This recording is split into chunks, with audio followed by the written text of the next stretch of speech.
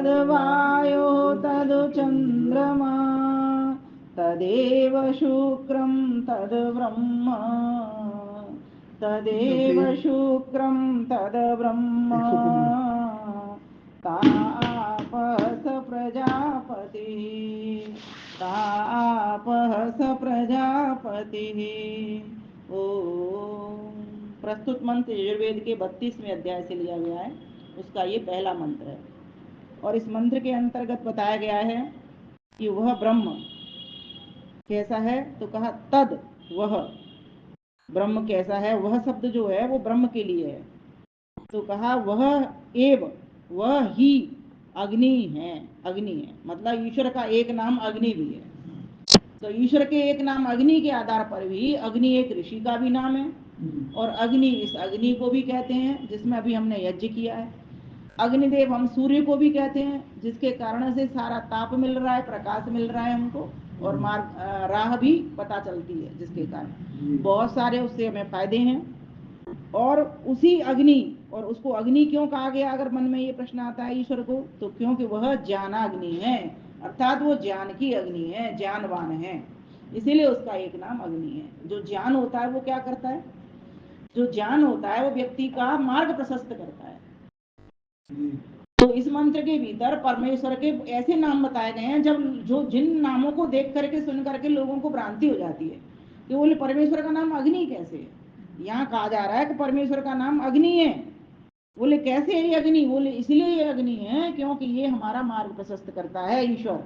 जब हम कोई गलत काम करते हैं तो हमारे भीतर से एक प्रेरणा आती है कि मत कर, लेकिन हम उस प्रेरणा को दबा देते हैं, सुनते नहीं है, तो हम गलत काम कर लेते हैं। एक चोर को भी भीतर से एक भय लगता है, लज्जा होती है, शंका आती है, लेकिन फिर भी वो इंद्रियों का दास हुआ चोरी को कर जाता है। कोई भी गलत काम हो, बोले कौन देख रहा है जी, यहाँ वो व्यक्ति सोचता है पब्लिक के देखने से, व्यक्ति ये नहीं सोचता जो जिसका सीसीटीवी कैमरा चारों ओर लगा हुआ है वो चारों ओर से हमको देख रहा है।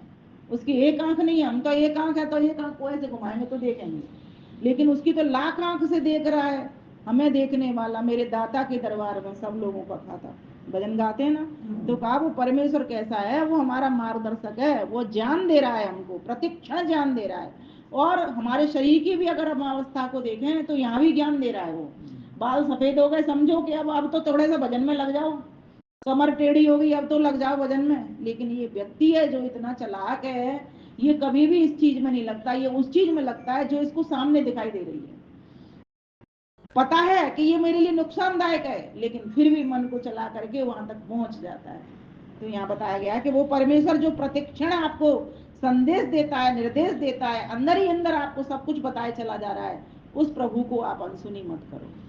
और अनसुनी करने का एक बहुत बढ़िया तरीका है कि हमें अनसुनी नहीं हो, सुबह शाम एक बार ना आत्मनिरीक्षण कर करके देखें कि अगर मैं 50 की हो गई या मैं 60 की हो गई तो मैंने मेरी उन्नति कितनी हुई, क्या मेरी उन्नति हो रही है या मैं वहीं की वहीं हूँ, कहीं ऐसा तो नहीं मेरी अवनति हो रही है। अगर मेरी उन्नति हो रही है तो अपने आप को सोचो, देखो अपने आप को कि वास्तव में मेरी अगर उन्नति हो रही है तो मैं सही राह पर चल रहा हूँ, और अगर मेरी अवनति हो रही है तो मैं गलत राह पर चल रहा हूँ। तो इस प्रकार से वो परमेश्वर हमें भीतर से बताता रहता है कि ये कर, ये मत कर, मांस मत खा, अंडा मत खा, शराब मत पी, जुआ मत खेल, और क्या कर फिर, तो बोले अच्छे काम कर, किसी को उठाने के काम कर, परोपकार के काम कर, अभावग्रस्त कॉलोनियों में जा, जहां पर अंधेरा पसरा हुआ है, जहां अविद्या है वहां पर तू विद्या दे। अब हमारी क्या स्थिति बन गई, हमारी स्थिति नहीं, जहां पर ज्ञान है वहीं पर हम ज्ञान दे रहे हैं, और जहां अज्ञान है वहां तक हमारी पहुंच नहीं बन रही, या हम पहुंच नहीं पा रहे, दोनों ही बात हो सकते हैं। या फिर कोई लेने वाला सीधा सीधा हमारे टच में नहीं है, ये भी एक तीसरा कारण हो सकता है।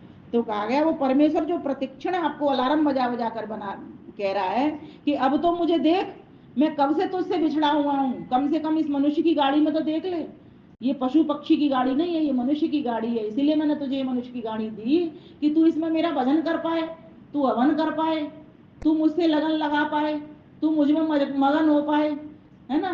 तो इसलिए मैंने तुझे गाड़ी दी, लेकिन तूने इस गाड़ी को तो पशु की गाड़ी बना करके रखा हुआ है। जो चार काम से ऊपर तुझे उठना था उन्हीं चार कामों में लगा हुआ है, आहार निद्रा भय मैथुनम च। आहार मतलब भोजन करना, फिर निद्रा नींद लेना, सोना जगना मतलब इसमें आ गया, क्योंकि अंडरस्टूड है नींद के साथ में। भय, किसी से, अपने बड़े से बलवान से भयभीत होना, चाहे वो ज्ञान में बड़ा हो, चाहे धन में बड़ा हो, चाहे शक्ति में बड़ा हो, उससे भयभीत हो जाना। यही 4 कार्य कौन करते हैं? यही पशु पक्षी भी कर रहे हैं, यही 4 कार्य। आप देखो सारे प्राणी को एक बार नजर उठा करके, सारे प्राणी यही कर रहे हैं। और चौथी बात कह दी माहितुनम, अर्थात संतान उत्पत्ति का कर्म। अगर यही 4 कार्य हमने किए तो बताइए हम में और पशु पक्षियों में क्या अंतर है? आहार निद्रा भयमैथुनं च सामान्यमेतत् पशुभिर्नराणां धर्मो हि तेषाम् अधिको विशेषो धर्मेण हीना पशुभिः समाना। इसलिए हे मनुष्य, तेरे पास विशेष बुद्धि है, इसीलिए इस विशेष बुद्धि का प्रयोग कर। तेरे पास विशेष वाणी है, इस वाणी का तू इस प्रकार से प्रयोग करके जिससे किसी का भला हो जाए, किसी का हित हो जाए। तेरे पास विशेष कर्मों की स्वतंत्रता है। पशु पक्षी तो परतंत्र हैं, ये तो भोग योनि के प्राणी हैं। जो कर्म उनके लिए नियत कर दिए उन्हीं कर्मों में लगे हुए हैं, वो 4 कर्मों में। लेकिन तू इससे भी बहुत कुछ आगे बढ़ सकता है, बहुत कुछ कर सकता है, बहुत लोगों को ऊपर उठा सकता है, बहुत लोगों को जोड़ सकता है, बहुत लोगों को वेद का ज्ञान दे सकता है, बहुत लोगों में जिनकी मरी हुई चेतना है उस चेतना को जागृत कर सकता है। भगवान राम ने किसकी चेतना को जागृत किया? अहिल्याबाई की। कहते हैं ना, अहिल्या पत्थर की थी, उसको फिर जिंदा कर दिया। पत्थर से मतलब एक अलंकारिक उदाहरण है। कोई व्यक्ति अगर परेशान हो जाए और बिल्कुल एकदम उसे सुध बुध हो जाए अपनी, तो क्या कहते हैं? बिल्कुल पत्थर जैसे बैठा हुआ है, जैसे पत्थर को झेल नहीं सकता, डोल नहीं सकता। भगवान राम उसके पास जाते हैं, उसके चरण स्पर्श करते हैं, उसको लगता है कोई मेरा व्यक्ति आया हुआ है, और देखती है वो। और जब वो कुछ वार्तालाप कर रहे होते हैं तो उनमें चेतना आती है, चेतना उनकी जागृत होती है कि मैं फालतू यहाँ पर बैठी हुई हूँ। एक क्रोध के कारण, ऋषि के क्रोध के कारण, उनके पति ने ना उनके ऊपर क्रोध किया क्योंकि कोई और अन्य व्यक्ति घर में आ गया जब वो नहीं थी। तो इस प्रकार से ये कहानी है, लंबी है, इसलिए मैं अभी इतना ही बताती हूँ कि इसमें कहा गया कि वो परमेश्वर हमको प्रतिक्षण ज्ञान दे रहा है। उसके ज्ञान को सुनो, उसके अलार्मों को सुनो, उसके संदेश को सुनो। बार बार घंटी बजाए चला जा रहा है कि अब तो संभल भाई, अब तो मेरी ओर देख, अब मैं तुझे स्वयं कह रहा हूँ। और देखो ये वेदवाणी ईश्वर की, तो उसी ने तो कहा है कि मेरी ओर देखो, मैं अग्नि हूँ। तुमने मुझे क्या क्या समझ रखा था? तुमने तो अपने हाथ से बना लिया मुझको, जबकि मैं तो तारे संसार को बनाता हूँ, मुझे तुम कैसे बना सकते हो? तुम तो मेरी एक पूंछ भी पकड़ लो तो अभी तुम्हारे लिए बड़ी बात होगी। तो वो यही कह रहा है, तुम मेरे सिर्फ इस ज्ञान को ले लो जो वेद का ज्ञान मैंने तुझको दिया है, तो तुम बहुत बड़ा कल्याण कर जाओगे अपना। तो कहा कि प्रभु कैसा है? अग्नि है। दूसरा नाम परमेश्वर का एक नाम वायु भी है। अब लोग ये भी भ्रमित होते हैं, ईश्वर का नाम वायु कैसे हो सकता है? तो महर्षि दयानंद सरस्वती सत्यार्थ प्रकाश में लिखते हैं, वायु माने अनंत बलवान। अब हमारे बल तो सारे कमजोर हैं, एक धक्के से, एक मुक्के से चले जाएंगे, एक धक्के मुक्के से नहीं। तो परम पिता परमेश्वर ने भी हमारे लिए संसार को पैदा किया, और वो परमेश्वर कैसा है? अविनाशी है, वो स्वयं बनता नहीं है। फिर कहा तद चंद्रमा, और वो परमेश्वर कैसा है? चंद्रमा भी है। अब चंद्रमा नाम उसका क्यों कहा गया है? तो कहा कि वो आह्लादित करने वाला है, आनंद से भरने वाला है। जैसे चांदनी रात में आप छत पर बैठ करके देखो, जब हम बच्चे थे ना शास्त्री जी, तो हम छत पर जाकर के चांदनी रात में, जब वो एक आती थी ना शरद पूर्णिमा, तो सुई में धागा डालते थे आंखों को टेस्ट करने के लिए, आंख देखते थे कि हमारी आंखें ठीक है क्या। अब तो कितने ही आ जाए तब भी हम चश्मा लगा के भी नहीं देख पाते हैं, इतनी अच्छी ज्योति होती है बचपन में तो बच्चे की, तो वो देखता था। हाँ, तो और कितना अच्छा लगता था, आनंद कितना आता था उस सौंदर्य को देख करके। तो कहा परमेश्वर चंद्रमा है, क्यों? क्योंकि वो आनंद देता है। संसार की सारी वस्तुओं में सुख और दुख मिला हुआ है, 4 प्रकार के दुख और 4 प्रकार के सुख मिले हुए हैं, समझ रहे हो ना? परिणाम दुख भी यहाँ पर मिला हुआ है संसार में। तो लोग सोचते हैं ना रोटी में सुख है, मानती हूँ मैं, रोटी थोड़ी देर खाई सुख है, लेकिन फिर भूख लग गई। वो निश्चित कारण नहीं है, रोटी भूख पूरी नहीं मिटाएगी आपकी, फिर दोबारा भूख लगेगी, फिर खाओगे, फिर दोबारा भूख लगेगी, फिर खाओगे। यही तो हम करते आ रहे हैं। तो कहा हर चीज में, और रोटी नहीं मिली तो दुख मिलेगा, भूखे रह नहीं सकते हम, दुख मिल जाता है हमको। तो यहाँ यही बताया जा रहा है कि परमेश्वर कैसा है? चंद्रमा भी है। फिर कहा तदेव शुक्रम, और वह परमेश्वर कैसा है? शुक्रम है, शीघ्रकारी है। अब हमारी तो गति है ना, एक लिमिट है कि हम यहाँ जाएंगे, चलेंगे, तब आगे जाएंगे। लेकिन परमेश्वर तो पहले से ही विद्यमान है, इसलिए उसको शीघ्रकारी कह दिया। हम पहुंच नहीं पाते, वो पहले से ही वहां है। इसलिए मैं कहा करती हूँ 3 चीजों में परमेश्वर से हमारी कोई दूरी नहीं है। ना स्थान से दूरी, हर स्थान पर मिलेगा आपको, ना वस्तुओं से व्यक्तियों से दूरी, हर वस्तु में हर व्यक्ति में मिलेगा, और न समय से दूरी, भूतकाल में भी था, वर्तमान में भी है और भविष्य में भी रहेगा। तो वो परमेश्वर कैसा है? अति शीघ्रकारी है, वो शुक्र है, शुद्ध है। और फिर कहा कि तद ब्रह्म, और वो परमेश्वर कैसा है? वही बड़ा है, ब्रह्म अर्थात सबसे बड़ा, उससे बड़ा कोई नहीं है, न ज्येष्ठ न श्रेष्ठ न सर्वश्रेष्ठ, सबसे बड़ा वही परमपिता परमेश्वर है। एक राजा भी, एक डॉक्टर भी, बड़े से बड़ा व्यक्ति भी जब डॉक्टर सर्जरी कर रहा हो तो ईश्वर के लिए हाथ जोड़ता है, जब राजा भी कुछ मांगने की इच्छा हो तो ईश्वर को याद करता है, जबकि वो राजा है पूरे देश का, चक्रवर्ती सम्राट भी एक ईश्वर की स्तुति कर रहा होता है। तो सोचो, भगवान राम भगवान कृष्ण ये चक्रवर्ती सम्राट ही तो थे, और इन्होंने क्या किया? इन्होंने ईश्वर को ही ध्याया, ईश्वर की नित्य प्रति साधना करते थे, वो सुबह भी बैठ करके संध्या करते थे, रात्रि को भी शाम को भी संध्या करते थे, रोज हवन किया करते थे, सारी दिनचर्या भी आर्य थे।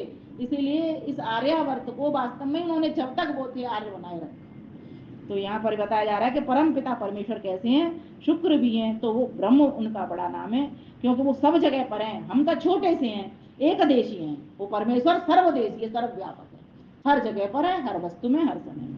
फिर कहा आप, और वो परमपिता परमेश्वर कैसा है? सर्वव्यापक है। आप का अर्थ होता है सर्वव्यापक। फिर कहा प्रजापति, और प्रजापति का अर्थ होता है प्रजा का पालन करने वाला। तो हम सभी को जब उसने निर्माण किया है तो माँ होने के नाते सबका पालन पोषण भी कर रहा है। अगर वो हमें बना देता और हमारे लिए गाय नहीं होते, है ना, और दूध नहीं मिलता, और ये फल फूल औषधियां अन्न नहीं होता तो ये सब नहीं मिलता, और जल नहीं होता तो हम क्या पीते, हवा नहीं होती तो हम श्वास कैसे लेते, समझने की बात है, और आकाश नहीं होता तो हमें आश्रय कैसे मिलता। तो परमेश्वर ने पहले हमारी चिंता की, पहले 5 बड़े बड़े भूत बना दिए, फिर उन भूतों के बाद में सारी सृष्टि में सारा सामान बना दिया, हमको बहुत बाद में उतारा है, फिर उसके बाद में पशु बना दिए, पशु बना दिए, वही बता, हाँ वही बात है कि मानव सबसे बाद में आया है, तो फिर पशु बनाए, क्योंकि पशु नहीं होता दूध कहाँ से पीते, फिर उसके बाद में मानव को उतारा। लेकिन उसका काम ऐसा नहीं है कि वर्षों तक चलता रहा, उसने बड़ी सोच समझ करके वो करता है, ऐसा करता नहीं हमारा सा कि आज ये होगा कल ये होगा परसों ये होगा, वो विचारता है, विचारते के साथ उसके काम होते हैं, वो ईक्षण करता है, सारे संसार को देखता है। जब उसने मटेरियल को देखा और जीवों को देखा तो सोचा ये जीव तो सुप्तावस्था में पड़े हैं, बेहोश पड़े हुए हैं, इनको क्यों नहीं मैं चोले उड़ा दूं, तो उन्होंने पूरे संसार को बना दिया, और चोले तो मैं बना दूंगा, क्यों नहीं इनके खाने पीने की सामग्री दे दूं जिससे ये भोग भी भोगते रहेंगे। और मनुष्य उतार करके कह दिया कि भाई मनुष्य एक प्राणी ऐसा भी बना दूं जिससे ये अपना कल्याण कर सके और मुझ तक पहुंच सके, मेरा भजन भी कर सके। तो परमेश्वर के कितने नाम हो गए? एक अग्नि भी नाम उसका है, वायु भी नाम उसका है, आदित्य भी नाम उसका है, चंद्रमा भी नाम उसका है, शुक्र भी नाम उसका है, ब्रह्म भी उसका है, और आपह भी उसका है, और प्रजापति भी उसका है। कितने? 7-8 नाम हो गए होंगे, 1 2 3 4 5 6 7 और 8 नाम इस मंत्र में परमेश्वर के आए हैं। लोगों को प्रजापति तो पता है, ब्रह्म 2 नाम तो पता है, बाकी के लोग नहीं समझ रहे थे कि अग्नि वायु आदित्य चंद्रमा भी ये ईश्वर के नाम होते हैं। तो आज इस वीडियो में हमने बताने का प्रयास किया है कि परमेश्वर के बहुत सारे नाम हैं। आइए थोड़ा गायन के साथ में विनय उठा लेते हैं। वही एक सर्वज्ञ सनातन जो अनंत जिसके बहु नाम, बोलिए, वही एक सर्वज्ञ सनातन जो अनंत जिसके बहु नाम, अग्नि वायु आदित्य अंगिरा प्रजापति शतकोटि प्रणाम। वही शुक्र है वही ब्रह्म है, वही शुक्र है वही ब्रह्म है, आपः सर्व जगत विद्यमान, धरता भरता पालक रक्षक, विमल उपासो वो भगवान, विमल उपासो वह भगवान। कहिए विनय प्रभु से करिए कि प्रभु आप एक होते हुए भी आपके अनेक नाम हैं, क्योंकि आप में अनेक गुण हैं, आप अनेक कर्म करते हैं, अतः अनेक गुण कर्म स्वभाव वाला होने से आपके नाम भी अनेक हैं। ये जितने भी नाम अभी मैंने बोले, गौणिक, कार्मिक और स्वाभाविक, तीनों प्रकार के परमेश्वर के नाम हैं। जैसे इस मंत्र में आपको अग्नि कहा, आदित्य कहा, वायु कहा, चंद्रमा कहा, शुक्र कहा, ब्रह्म कहा, आपह कहा और प्रजापति नाम से कहा गया है, संबोधित किया गया है। आपका अपना कोई लिंग नहीं है, परमेश्वर का कोई लिंग होता नहीं। जैसे हमारा लिंग स्त्री है, हम, आप पुरुष हो, ऐसे परमेश्वर ना स्त्री है ना पुरुष है। किसी ने प्रश्न कर दिया, ये एक व्यक्ति ने किसी दूसरे व्यक्ति से, बोले परमेश्वर स्त्री है या पुरुष है, क्या है, मिस्टर है या मिसेज है? तो बोले परमेश्वर ना तो मिस्टर है ना मिसेज है, परमेश्वर तो मिस्ट्री है, जिसको आज तक खोल नहीं पाया कोई, रहस्य है। मिस्ट्री मतलब रहस्य है। तेरा पार नहीं पाया भगवन, तेरा पार नहीं पाया, तेरा पार नहीं पाया भगवन, तेरा पार नहीं पाया। ओ जग सारे के भू, ओ सुंदर रूप, कहीं पर धूप कहीं पर छाया, तेरा भेद किसी ने न पाया। तो कहा, हे प्रभुदेव, आप तो ज्ञानवान हो, सबसे अग्रणी होने से आप अग्नि कहे जाते हो, अविनाशी होने से आपका नाम आदित्य कहते हैं हम, अनंत बलवानों से आपका नाम वायु है, और अपने भक्तों को आनंद देने वाले से आप चंद्रमा कहलाते हो। आप शुद्ध स्वरूप होने से, शीघ्रकारी होने से शुक्र हो जाते हो, और सबसे बड़े होने से ब्रह्म कहलाते हो। सर्वत्र व्यापक होने से आप पूजे जाते हो, तथा समस्त प्रजाओं के स्वामी रक्षक पालक होने से आप प्रज्ञ प्रजापति हो जाते हो। इसलिए हे प्रभुदेव, प्रातः काल की पावन मधुर वेला में आपकी सब अमृत पुत्र पुत्रियां आपसे यही प्रार्थना करते हैं, यही याचना करते हैं, इस आशा के साथ कि आपका मंगल में हाथ, आपका व्रत में हाथ सदैव हम सबके सिरों पर बना रहे। ओम शांति शांति शांति। सभी का धन्यवाद, नमस्ते।